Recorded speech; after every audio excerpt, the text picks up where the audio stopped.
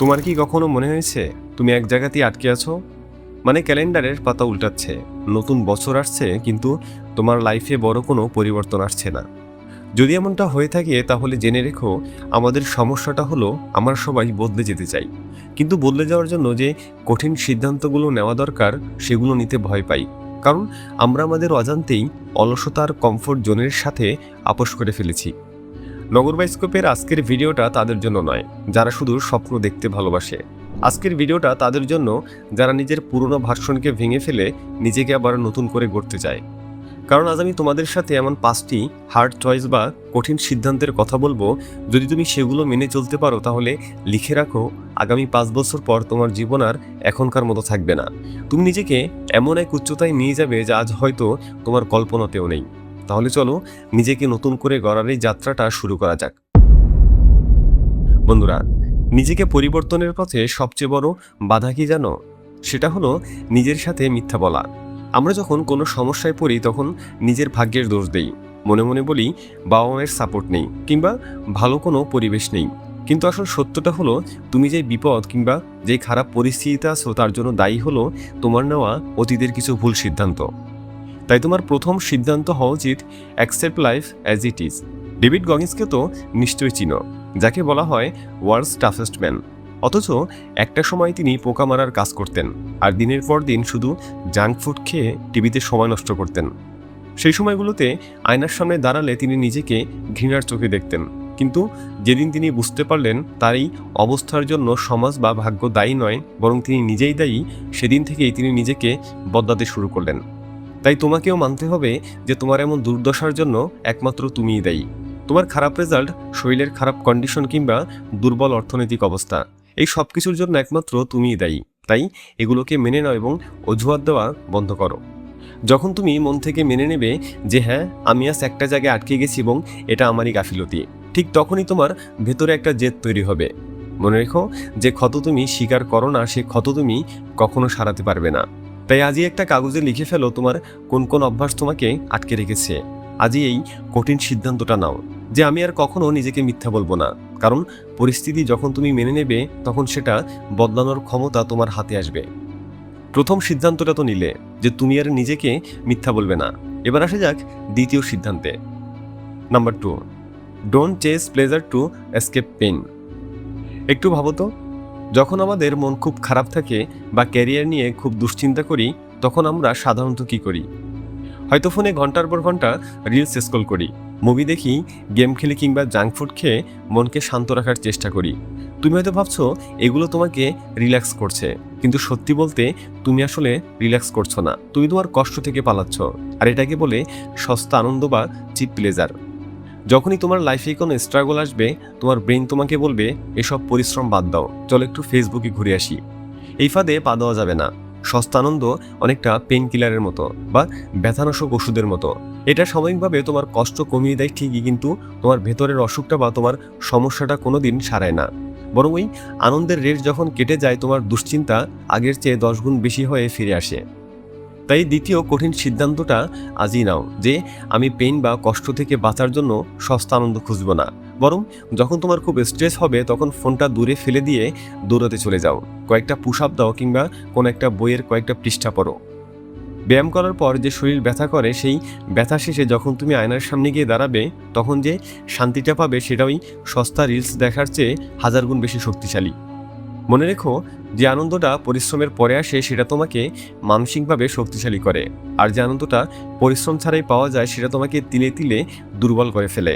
এবার সিদ্ধান্ত তোমার, তুমি কি সস্তা আনন্দে আসক্ত হয়ে থাকতে চাও নাকি কঠোর পরিশ্রম করে নিজেকে স্ট্রং করতে চাও? Number 3, choice growth over comfort. বন্ধুরা, আমরা সবাই চাই আমাদের জীবনটা খুব সহজ হোক, কোনো সমস্যা না থাকুক, সব যেন একদম পারফেক্ট হয়। কিন্তু সত্যটা কি জানো? আরামদায়ক জীবন কখনো তোমাকে মহান কিছু দিতে পারবে না। তুমি যদি আজ তোমার কমফোর্ট জোনে বা আরামের গণ্ডিতে আটকে থাকো, তবে তোমার গ্রোথ বা উন্নতি সেখানেই থেমে যাবে। তাই সবসময় আরামের চেয়ে উন্নতিকে বেশি প্রাধান্য দাও। উদাহরণ হিসেবে ভারতের গোল্ডেন বয় নীরজ চোপড়ার কথা ভাবো। 2018 সালে এশিয়ান গেমসে গোল্ড জেতার পর সবাই ভেবেছিল সে তো রাজা হয়ে গেছে, কিন্তু 2019 সালে তার ডান হাতের কনুইতে এমন এক ইনজুরি হলো যে তাকে অপারেশন করতে হলো। যেই সময় তার অলিম্পিকের জন্য প্র্যাকটিস করার কথা, সেই সময় তাকে হাসপাতালের বিছানায় শুয়ে থাকতে হয়েছিল। নীরজ চাইলে তখন কান্নাকাটি করতে পারত, বলতে পারত আমার কপালটাই খারাপ, কিন্তু সে এগুলোর কোনোটাই করেনি। সে হাসপাতালের ওই একাকিত্ব আর কষ্টকে বেছে নিয়েছিল নিজেকে মানসিকভাবে শক্ত করার জন্য। অপারেশনের মাত্র 6 মাস পর সে আবার মাঠে নামে এবং অলিম্পিকে কোয়ালিফাই করে ইতিহাস গড়ে। তাই যখনই তোমার সামনে দুটো রাস্তা আসবে, একটা সহজ আর একটা কঠিন, সবসময় কঠিনটাকে বেছে নাও, কারণ কঠিন রাস্তাটাই তোমাকে নিজের সেরা ভার্সনে রূপান্তরিত করবে। এই জন্য আজ থেকে তোমার ঘরটা শুধু ঘুমানোর বা আরাম করার জায়গা না বানিয়ে এটাকে বানিয়ে ফেলো তোমার ট্রেনিং গ্রাউন্ড। বাইরে বৃষ্টি হচ্ছে বলে দৌড়তে যাওয়া বন্ধ করে দেবে ভাবছ? না, তোমাকে আজই যেতে হবে। শরীর ক্লান্ত লাগছে বলে কাজ করবে না ভাবছ? না, অন্তত 1 ঘন্টার জন্য হলেও কাজ করতে হবে। মনে রেখো, স্ট্রাগল বা কষ্টকে তুমি জীবন থেকে সরাতে পারবে না, কিন্তু সেটাকে উন্নতির সিঁড়ি হিসেবে ব্যবহার করতে পারবে। Number 4, show up even when it's uncertain. এই সিদ্ধান্তটা নেওয়া সবচেয়ে কঠিন, কারণ আমরা এমন এক যুগে বাস করি যেখানে আমরা সব কিছু খুব দ্রুত চাই। আজ কাজ শুরু করলাম তো কালই সাকসেস চাই, কিন্তু জীবন এভাবে চলে না। জীবনে কখনো কখনো এমন পরিস্থিতি আসবে যখন তুমি দেখবে তুমি জান প্রাণ দিয়ে খাটছ, কিন্তু কোনো রেজাল্ট আসছে না। চারপাশটা একদম ফ্যাকাশে মনে হবে, তোমার মনে হবে এত খেটে লাভ কি, আদৌ কি কিছু হবে? ঠিক এই মুহূর্তেই তোমাকে চতুর্থ সিদ্ধান্তটা নিতে হবে। ফলাফল অনিশ্চিত জেনেও প্রতিদিন কাজে হাজিরা দেওয়া বা শো অফ করা। বিরাট কোহলি একটা দারুণ কথা বলতেন। তিনি বলতেন, আমি ম্যাচের রেজাল্ট নিয়ে চিন্তা করি না, বরং আমি প্রতিদিন আমার প্র্যাকটিস আর ফিটনেসের উপরে কাজ করি। কারণ সে জানে, যদি সে নিজেকে প্রতিদিন একটু একটু করে উন্নতি করতে থাকে, তবে রেজাল্ট একদিন না একদিন হলেও ভালো হবে। এই যে পরবর্তী ম্যাচে তিনি জিতবেন নাকি হারবেন এটা না জেনেও চালিয়ে যাওয়াটা হলো চতুর্থ সিদ্ধান্তের মূল কথা। অথচ আমাদের মধ্যে বেশিরভাগ মানুষই কাজের চেয়ে ফলাফলের উপর বেশি ফোকাস করে, কিন্তু মাস্টার বা সেরাদের সেরা তারাই হয় যারা কাজের প্রেমে পড়ে যায়। তাই এখন থেকে নিজের মনকে বলো, বাইরে কি হচ্ছে না হচ্ছে আমার দেখার দরকার নেই, আমি শুধু আমার কাজটা 100% সততার সাথে শেষ করব। মনে রেখো, সূর্য ওঠার ঠিক আগের সময়টাই সবচেয়ে বেশি অন্ধকার থাকে। যখন মনে হবে আর পারছো না, ঠিক তখনই আর একটু বেশি জোর লাগাতে হবে। তাই প্রতিদিন একটু একটু করে নিজেকে ঘষামাজা করো। যদি আজ কোনো রেজাল্ট না পাও, তাহলে কাল আবারও মাঠে নামো, কারণ সাকসেস কোনো লটারি না যে একদিনই পেয়ে যাবে। Number 5, convert others success into positive energy. একটা কথা আমাদের স্বীকার করতেই হবে যে আমরা যখন নিজেরা স্ট্রাগল করি আর আমাদের চোখের সামনে অন্য কাউকে সফল হতে দেখি, তখন আমাদের মনের কোণে একটা নেতিবাচক চিন্তা উকি দেয়, কখনো কখনো হিংসেও হয়। আমরা ভাবি, ওর তো ভাগ্য ভালো, ওর পেছনে কেউ না কেউ তো অবশ্যই ছিল, কিংবা ও নিশ্চয়ই কোনো অসাধু পথ বেছে নিয়েছে। আর আমাদের পঞ্চম সিদ্ধান্তটাই হলো এই নেতিবাচক চিন্তাভাবনাকে দূরে সরিয়ে অন্যের সাফল্যকে নিজের ইন্সপিরেশন হিসেবে ব্যবহার করা।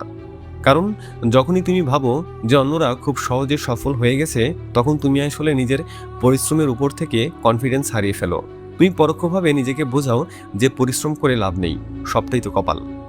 এমনটা না করে বরং আজ থেকে যখনই কাউকে সফল হতে দেখবে, তখন নিজেকে বলবে, যদি ও পারে তাহলে আমিও পারবো। ও যদি শূন্য থেকে আজ এই সাফল্যের চূড়ায় পৌঁছাতে পারে, তাহলে আমিও পারবো। অর্থাৎ সমস্ত নেগেটিভ থিঙ্কিং বাদ দিয়ে একটা পজিটিভ ফ্রিকোয়েন্সি নিজের মধ্যে নিয়ে আসো। কারো ল্যাম্বরগিনি বা কারো বড় বাড়ি দেখে দীর্ঘশ্বাস না ফেলে সেটাকে তোমার ভীষণ বোর্ডে জায়গা দাও। এতক্ষণ ধরে আমি তোমাদের যে 5টি সিদ্ধান্তের কথা বললাম, এগুলো মেনে নেওয়া কিন্তু মোটেও সহজ নয়। যদি সহজ হতো তবে সবাই আজ সফল হয়ে যেত। তবে এটা ভুলে গেলে চলবে না, তোমার এই 5টি সিদ্ধান্তই ঠিক করে দেবে আগামী 5 বছর পর তুমি কোথায় থাকবে। তুমি কি সেই একই আফসোস আর অজুহাত নিয়ে বেঁচে থাকবে, নাকি একজন সাকসেসফুল মানুষ হিসেবে সমাজে নিজের জায়গা করে নেবে? যদি এই কথাগুলো তোমার মনে একটু হলেও নিজেকে পরিবর্তন করার ইচ্ছা জাগিয়ে থাকে, তাহলে কমেন্টে I am ready to change লিখে যাও, কারণ আমিও দেখতে চাই তোমাদের মধ্যে কতজন সত্যি নিজেকে বদলাতে চাও। এবং ভিডিওটি ভালো লাগলে তোমার সেই বন্ধুর সাথে শেয়ার করো যাকে তুমি সফল দেখতে চাও। আজকের মতো এখানেই বিদায় নিচ্ছি, দেখা হচ্ছে পরবর্তী ভিডিওতে। ততক্ষণ পর্যন্ত সাবস্ক্রাইব করে নবর বাইস্কোপের সাথেই থাকো। Thanks for watching.